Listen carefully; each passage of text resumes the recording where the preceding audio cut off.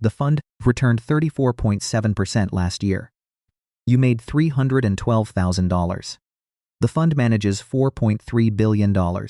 Your performance contributed approximately $94 million to the return. You were 27 years old. You had been at the fund for 14 months. Your job title is analyst. You do not manage money. You build the model that tells the person who manages money what the model says.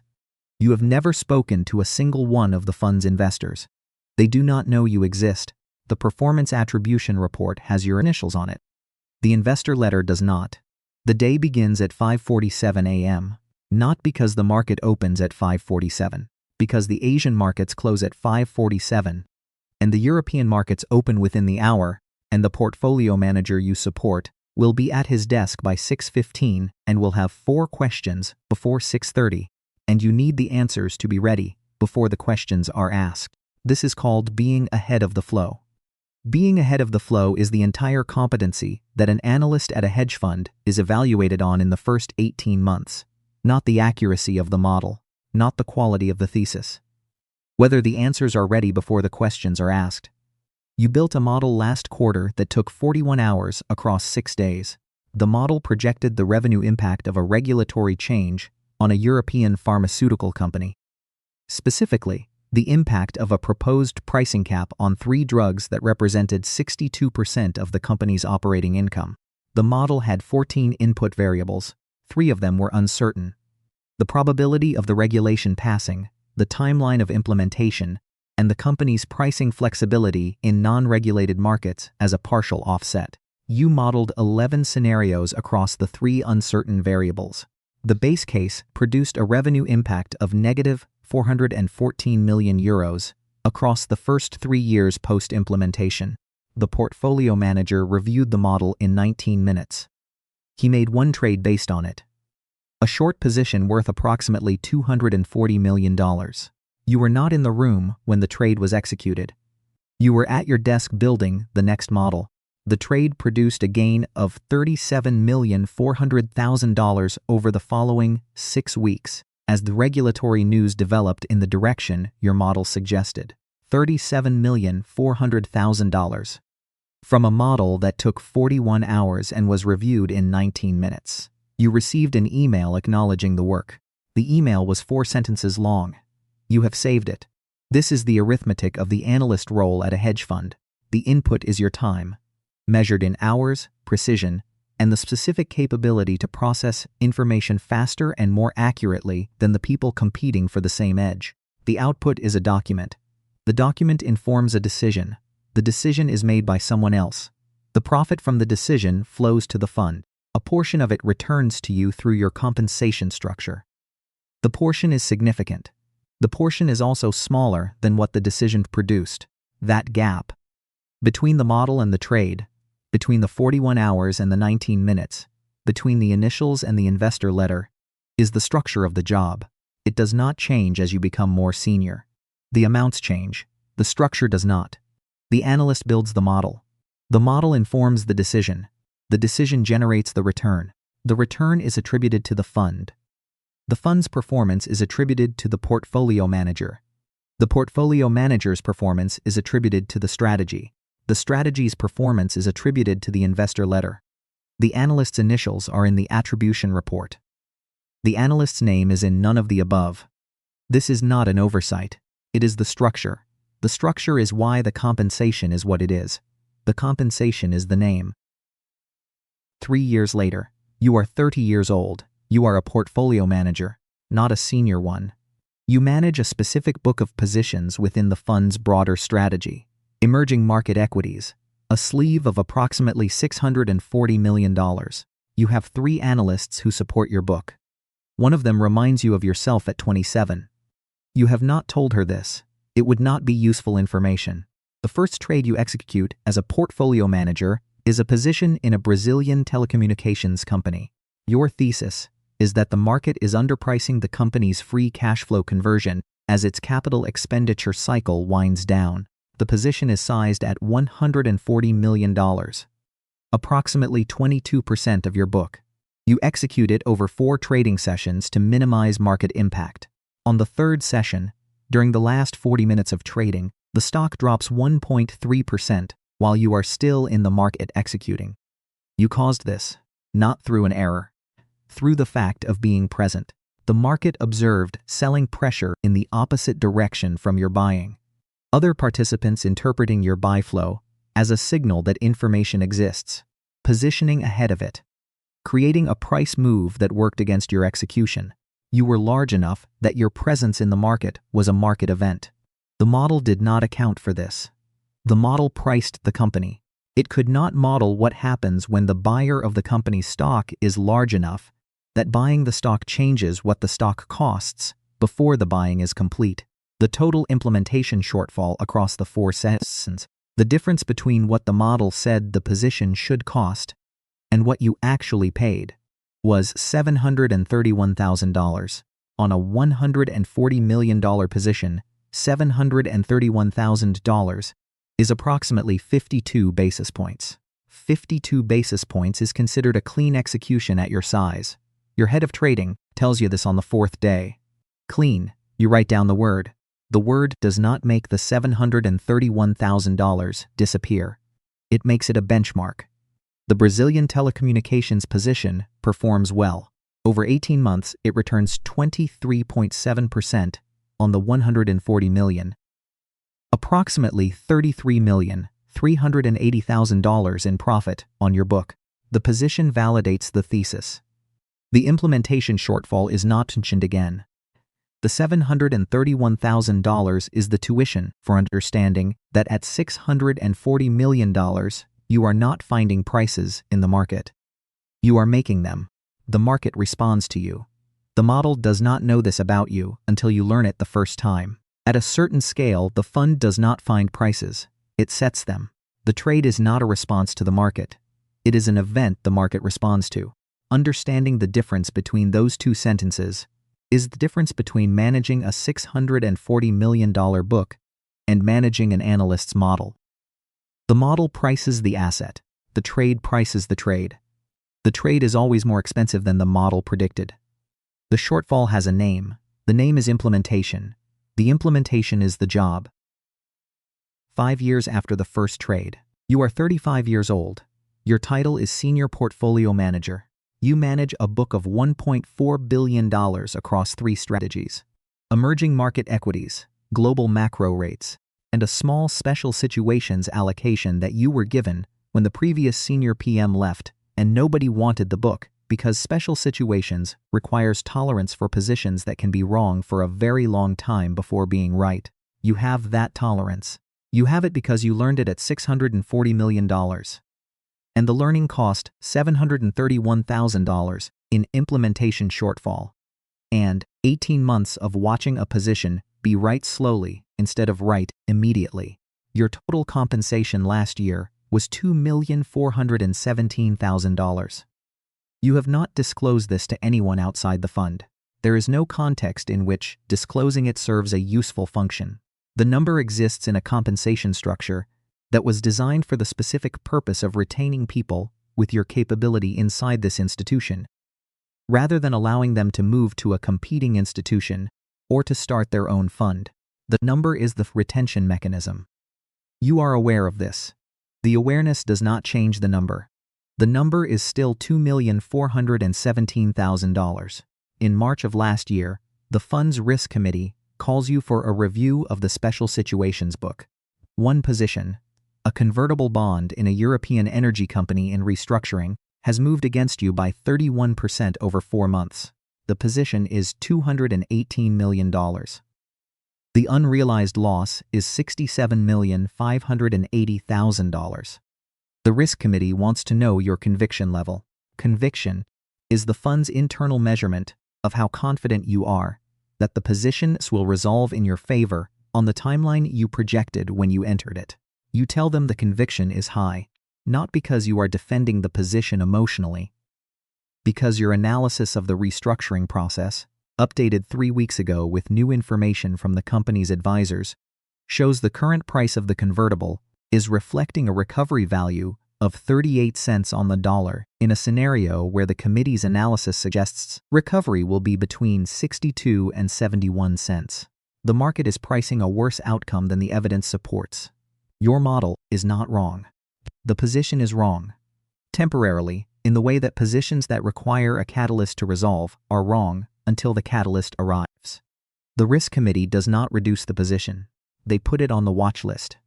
Watch list means the position is reviewed weekly rather than monthly. The weekly reviews produce no new information for 11 weeks. On week 12, the restructuring plan is filed with the court. The recovery value in the plan is 64 cents on the dollar. The convertible moves from 61 cents to 83 cents in 3 trading sessions. The unrealized loss of $67,580,000 becomes an unrealized gain of $29,200,000. The watch list entry is removed. The risk committee sends a brief email. The email is 3 sentences. You have not saved it. The analyst whose model initially identified the position is 28 years old. She does not know she was on the watch list. She does not know about the 11 weeks of weekly reviews. She knows the position made money. She knows it was a difficult position. She does not know what the difficulty looked like from where you were sitting during the 11 weeks. Because that information would not have been useful to her during the 11 weeks. The information is available now. You have not shared it. The time for it was the 11 weeks. The 11 weeks are over. The model can be right, and the position can still be wrong. The model is right about the asset. The position is wrong about the timing. The timing is not in the model because timing requires a catalyst that cannot be precisely predicted. Managing the gap between the model being right and the position resolving requires a specific tolerance for unrealized loss that the compensation structure is designed to maintain. The watch list is the mechanism the institution uses to monitor whether the tolerance has become stubbornness. The difference between tolerance and stubbornness is 64 cents on the dollar. That number arrives at week 12. 9 years after the 5:47 a.m. check. You are 36 years old. You are a partner. The title means you have an ownership interest in the management company, not in the fund's assets, in the company that manages the fund and collects the management fee and the performance fee. The management fee is 2% of assets under management. The fund manages $4.3 billion. 2% of $4.3 billion is $86 million annually in management fees, collected regardless of performance. The performance fee is 20% of profits above the hurdle rate. Last year, in the year the fund returned 34.7%. The performance fee was approximately $314 million. Your share of the partnership determines your share of those two numbers. Your share is not disclosed here. The structure of how it was earned is the carry. The performance fee allocated to the investment team vests over time. When you became a partner, a portion of your carry was tied to a 4-year vesting schedule. Every year you remain, more of it becomes yours. Every year you leave early, a portion of it is forfeited. The vesting schedule is not a contract designed to trap you. It is a contract designed to align your interest with the fund's interest over a duration long enough to assess whether the performance is skill or luck. 3 years of strong performance could be skill. 3 years could also be a bull market in the specific strategies the fund runs. 4 years of vesting is the institution's answer to the question of how long it takes to know the difference. You manage $1.9 billion now. You have 4 portfolio managers reporting to you. You spend approximately 40% of your time on investments, reviewing theses, challenging models, attending industry conferences, maintaining the research relationships that produce the information advantage the fund requires to justify its fee structure. You spend approximately 30% of your time on people, reviewing the PMs, developing the analysts, having the conversations that determine whether someone is developing toward the next level or has reached the level where they will remain. You spend the remaining 30% on investors, the quarterly calls, the annual meetings, the one-on-one conversations with large allocators who want to understand not just the performance, but whether the people producing the performance will still be there in 5 years. You have outlasted 3 portfolio managers and 11 analysts across 9 years. Some left for better opportunities. Some were asked to leave. 2 of the analysts went on to start their own funds. One of those funds has raised $600 million. and returned 21% in its first full year. You think about that analyst occasionally. Not with regret.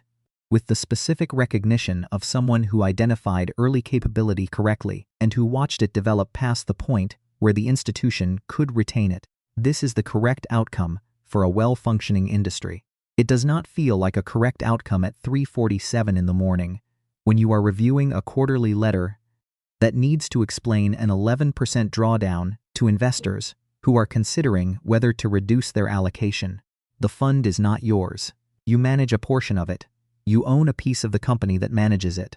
The distinction matters because the fund was here before you and will be here after you. Managed by different people, with different strategies, serving different investors. Your job for the last 9 years has been to contribute to the fund's performance in a way that justifies your ownership stake, and that does not damage the institution's ability to continue operating after you leave. On those metrics, you have succeeded. Success at this level does not feel the way the 5:47 a.m. check felt at 27. At 27, success was the email acknowledging the 41 hours. At 36, success is a quarterly letter that does not require an explanation of an 11% drawdown. The carry vesting schedule is not a retention mechanism. It is an alignment mechanism. The distinction matters because a retention mechanism holds you in place, regardless of the institution's performance. An alignment mechanism holds you in place because your financial interest and the institution's financial interest are the same financial interest for a defined period of time. When the period ends, you are free to leave. Most people with significant unvested carry do not leave. The unvested carry is a very effective alignment mechanism. 5:47 a.m. Somewhere in the fund's offices there is an analyst. She is 26 years old.